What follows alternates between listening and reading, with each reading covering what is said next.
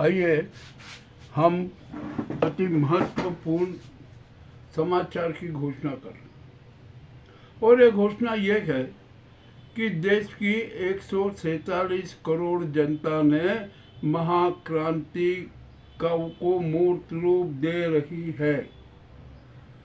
मामला बहुत गंभीर है। देश के पीएम और राष्ट्रपति को जनता नकार रही, बिल्कुल नकार दिया कि अब इनसे हमें कोई सरोकार नहीं। और जब यह स्थिति बनी है ना, तो देश की सेना के सामने भी संकट खड़ा हुआ था। और देश की सेना भी अब है ना जनता के साथ, वह सरकार के साथ नहीं है। अब सरकार की कोई बात नहीं मानेगी, वह जनता जो कहेगी ना वही होगा। चलिए, अब ये जो महत्वपूर्ण समाचार है ना, ये तो ऐसा तो होना ही था, क्योंकि उसके अनेक कारण थे। ये नाजी सरकार है ना, जो जिसको मैं स्वदेशी आतंकी सरकार कहता हूँ, इस सरकार ने 90% जनता को गंभीर रूप से प्रताड़ित किया। बहुत झूठ बोले, संसद तक में झूठ बोले, और जनता के साथ है ना खुली गद्दारी की। और 10% लोगों को अबानी अंडानी और जो कारपोरेट जगत को खूब फायदा दिलाया। इन्होंने समाज पालिका की भी हत्या की। इन्होंने है ना न्यायपालिका को बदनाम करने का सारा षड्यंत्र रचा। उसने अपने है ना इनके जो नाजी गैंग के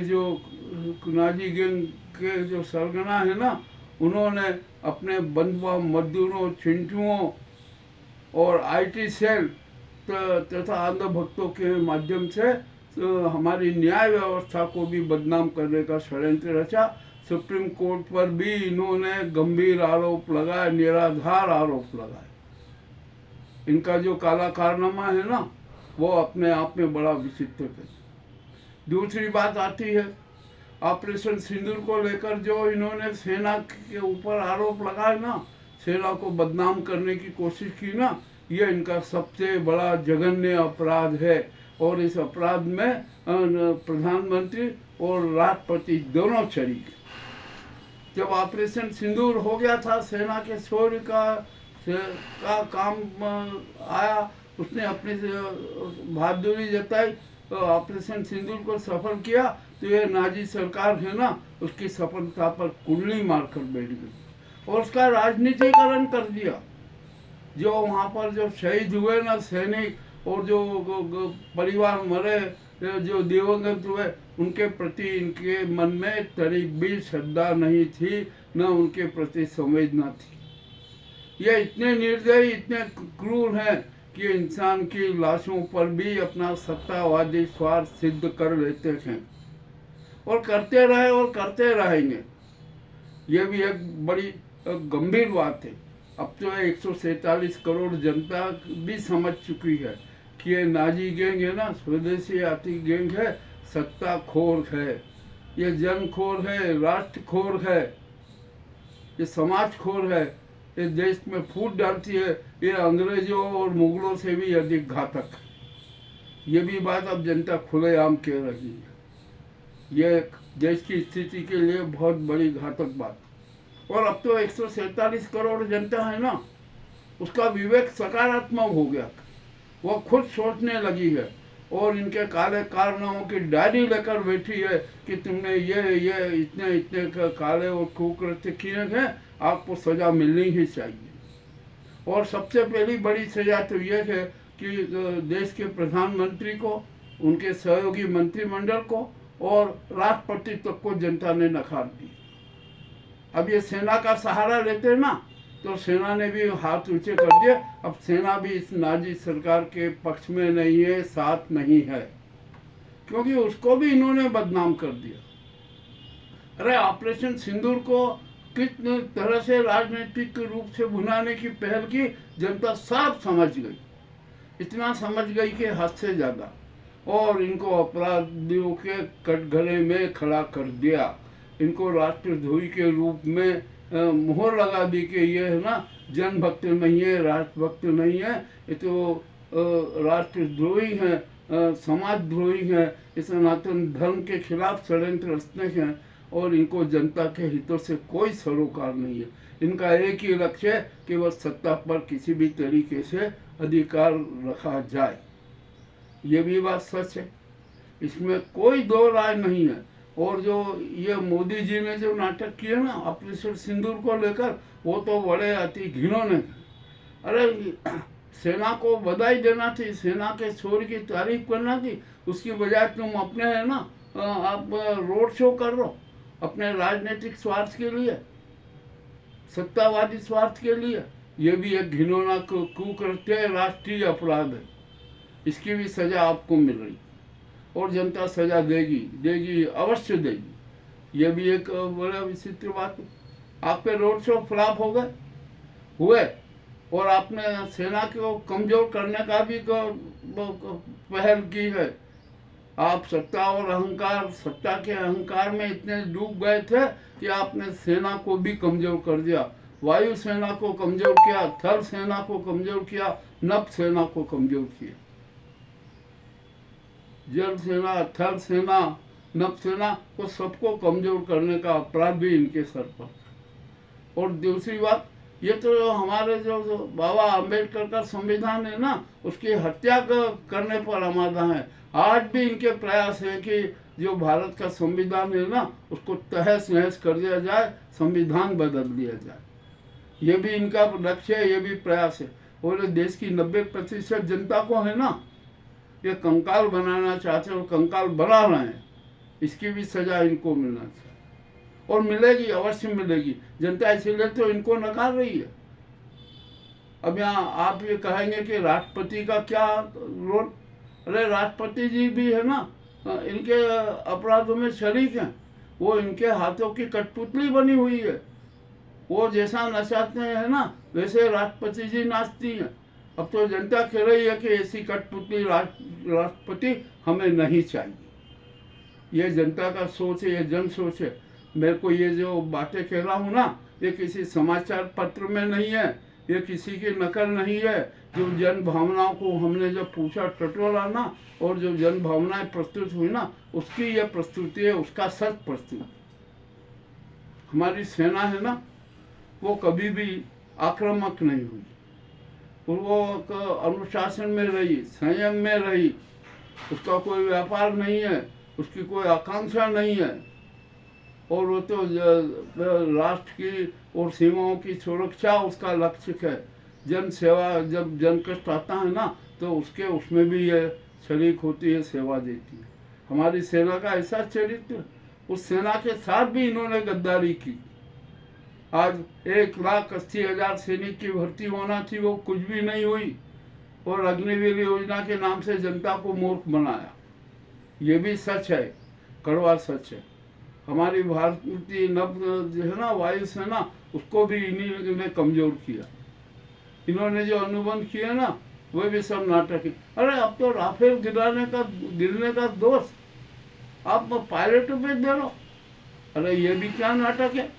आपने जब राफेल का सौदा किया ना, तो आपने जो उसका सॉफ्टवेयर होता है ना, सोर्स सॉफ्टवेयर, उसका अनुबंध ही नहीं किया।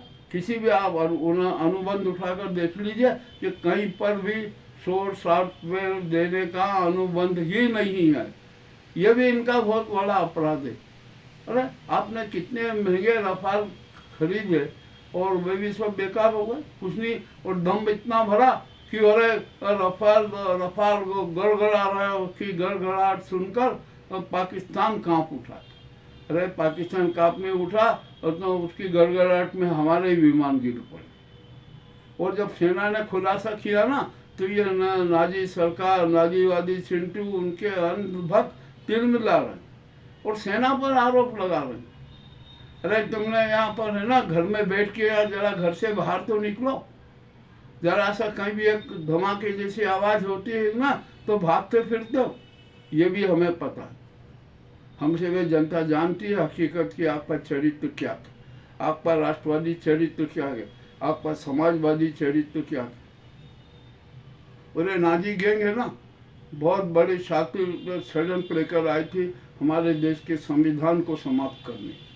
हमारे देश के जो सनातन धर्म है ना उसको समाप्त करने की, हमारी समाजवादी व्यवस्था है उसको समाप्त करने की, हमारी राष्ट्रीय अर्थव्यवस्था उसको समाप्त करने की, जो गरीबों की अर्थव्यवस्था है उसको समाप्त करने की। और उसने की ऐसी सारी हरकतें, बहुत ही नीच हरकतें की। और इसमें अंबानी, अडानी और कारपोरेट जगत का घर भरा। और इनका सबसे बड़ा अपराध तो यह है कि इन्होंने अपने आईटी सेल के मार्फत हजारों और अगिनत फर्जी और फेक न्यूज चलाई और जनता को गुमराह किया, जनता को भ्रमित किया। ये जनता को मूर्ख समझ रहे थे, जनता मूर्ख नहीं है, जनता बहुत समझदार। उसने सब पूछा इनके कितने जुमले हैं ना, इनके हर जुमले, हर प्रायोजित कार्यक्रम है ना नाटक बन गए, सब छिन्न भिन्न हो गए, बिखर गए। ये तो इन्होंने कुकृत्य किए। और राष्ट्रपति जी है ना, उनको तो क्रांतिकारी स्वरूप में आना था, वो भी नहीं आए, वो भी इनकी हाँ में हाँ करती रही, तो वो भी अपराधी हो गई। और यहाँ पर बात करते हैं, चले हमारा जो है ना ऑपरेशन सिंदूर हुआ, अरे उसका संपूर्ण विवरण तो आपको संसद में देना था ना। क्या आप संसद से भी बड़े हो गए? क्या आप जो राष्ट्रपति से भी बड़े हो गए? क्या आप है ना हमारी जो न्यायपालिका है उसको भी सच बताने में हिचकने लगे? अरे आपने तो हमारे यहाँ की न्याय व्यवस्था को भी की भी हत्या करने का प्रयास किया था। और वैसे भी इनका चरित्र तो है ना हत्यारा चरित्र रहा। आइए, दीनदयाल उपाध्याय की हत्या किसने की, इसका जवाब मैं मांग रहा हूँ। देना पड़ेगा जवाब, किसी भी हालत में देना पड़ेगा। हिरेन पंड्या की हत्या किसने करवाई, क्यों करवाई, इसका भी जवाब देना पड़ेगा। और जो रेल कांड हुआ ना हमारे यहाँ गुजरात के दंगों का, उसमें क्या क्या हुआ उसका भी हिसाब देना पड़ेगा। साबरमती कांड का भी हिसाब देना पड़ेगा। सब जनता मांग रही है, भट्ट का भी हिसाब देना पड़ेगा। अरे इन्होंने कितना जुर्म किए है कि हद से ज्यादा। और अभी सबसे बड़ा जुर्म करने वाले थे इनके जो नाजी गैंग है ना, और इनके जो सरगना है, उन्होंने कहा कि अरे घर घर सिंदूर बांटो, हर घर में सिंदूर पहुंचा दो। अरे क्या सिंदूर पहुंचा दो, सिंदूर का महत्व क्या होता है जानते हो? और सिंदूर है ना देवी देवताओं के चोले में सड़ता है, गणपति जी के चोले में सड़ता है, माता रानी के चोले में सड़ता है।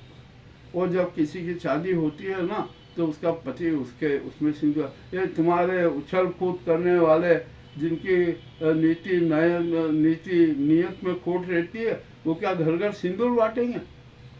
अरे ये धिक्कार है तुम्हारी ऐसी योजना बनाने की। और आप पलट रहे, आप ये पलट के कह रहे हो कि नहीं नहीं ये भाजपा की योजना नहीं थी। अरे क्या नाटक करते हो, ये सारे नाटक का फ्लॉप हो। आपने है ना, आपका तो काम है कि देश में कोलाहल मचा रहे, अशांति मची रहे, हिंसा होती रहे, और आप तो भारत को है ना गृह युद्ध की आग में जलाना चाहते। हिंदू मुस्लिम की जितनी विचारधारा और जितना घृणा की बात आपने फैलाई ना, ये भी आपका एक बहुत बड़ा अपराध है। और अब तो आपके जो ये चिंटू है ना, ये हर मस्जिद के नीचे मंदिर ढूंढने लगे, अपने आप को चमकाने लगे। मोहन भागवत जी इस बात से नाराज है, उन्होंने कहा कि ये जो नेता बन रहे हैं ना हिंदूवादी नेता, ये बहुत बड़ा अपराध था। ये मैं नहीं कह रहा हूँ, भागवत जी ने कहा है। क्या भागवत जी झूठ बोलते? ऐसा नहीं है, आप अभी सोचिए। और यहाँ पर इनके कितने अपराध गिनो, इनके अपराधों की तो इतनी लंबी फहरिस्त है कि यदि मैं पूरे दिन भर वीडियो में सारा इनका वर्णन करता रहूँ ना तो भी पूरा एक दिन लग गया।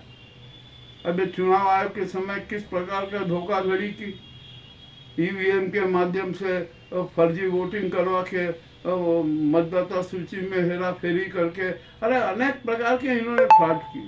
महाराष्ट्र में सरकार कैसे बनी, हरियाणा में सरकार कैसे बनी,